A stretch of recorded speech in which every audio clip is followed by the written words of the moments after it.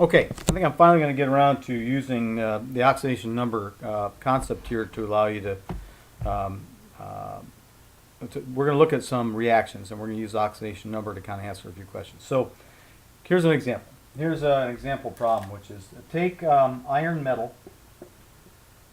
Iron metal will react with chlorine gas,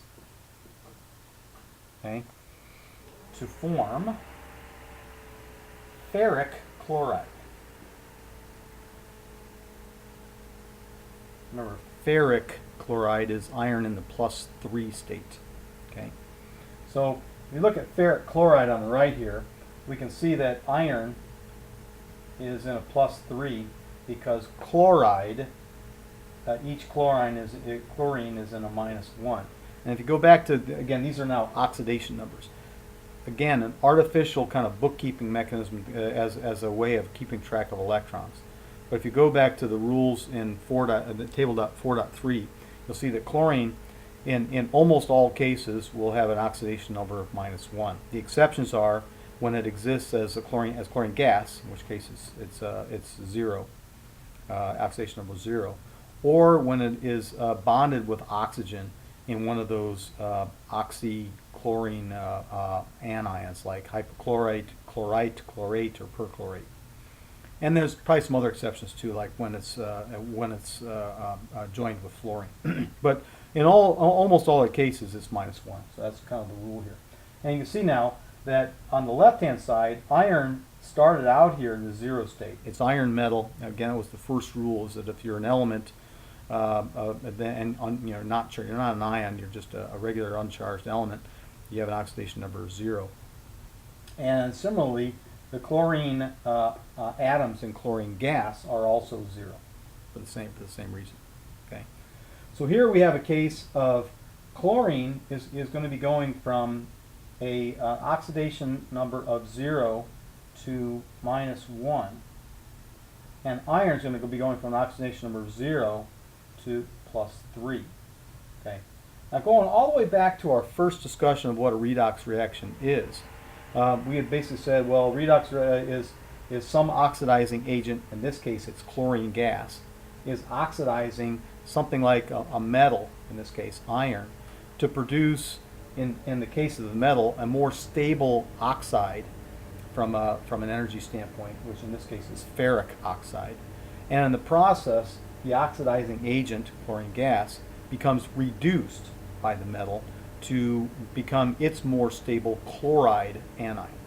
Okay, now, so this is the oxidizing agent, and this is the reducing agent.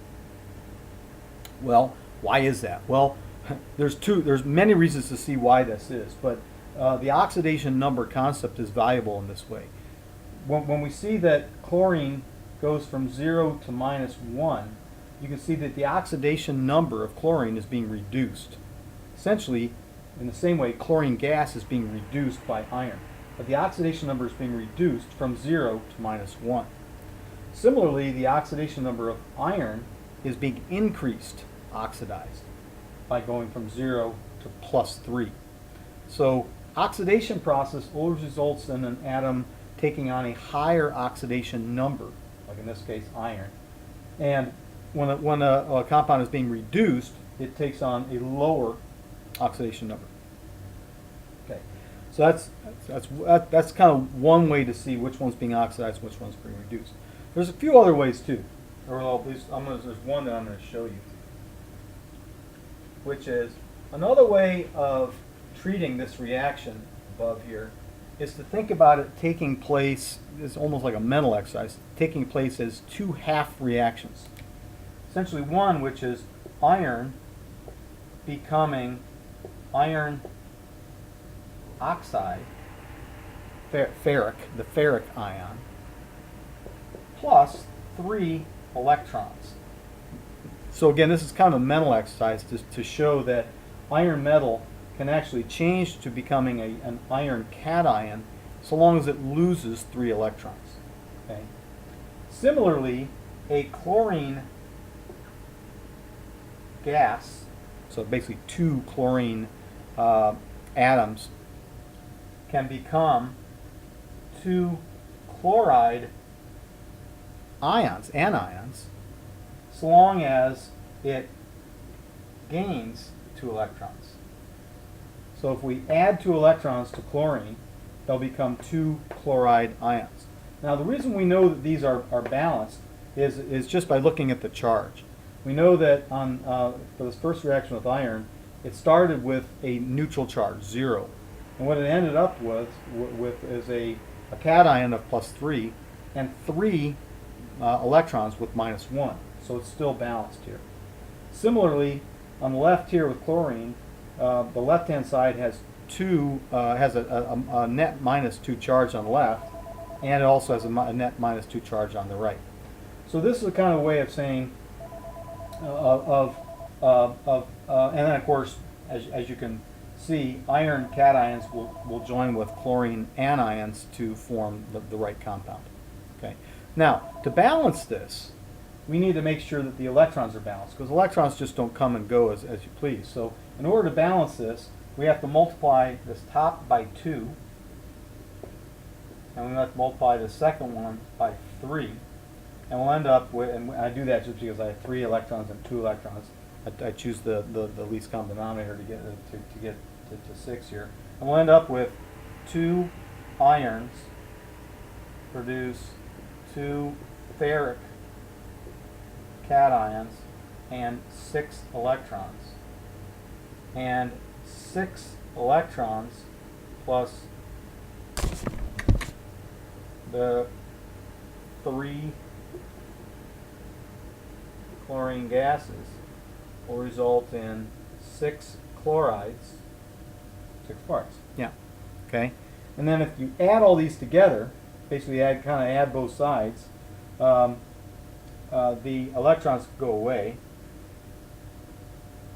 and you end up with 2 irons plus 3 chlorine gases result in 2 FeCl3.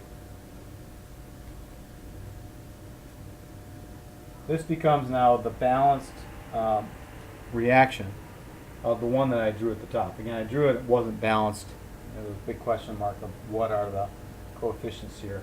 And we found out through this method called the half reaction method, we found out how many electrons were made on the reducing side, how many electrons were required on the oxidizing side, balanced the electrons out, and we reached a balanced equation. Okay. This is, I think, a really good technique of balancing redox equations by focusing on the half reactions.